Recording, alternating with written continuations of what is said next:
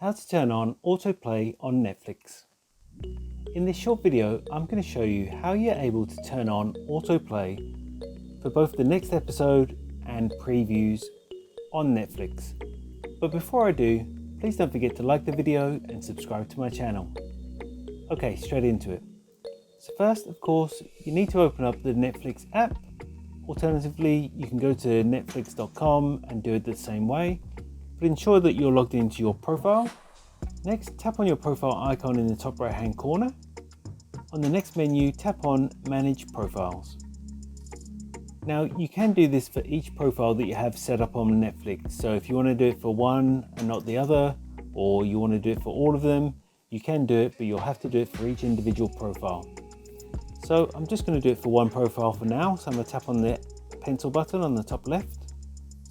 And here you can see the bottom two options are for autoplay. So autoplay next episode and autoplay previews.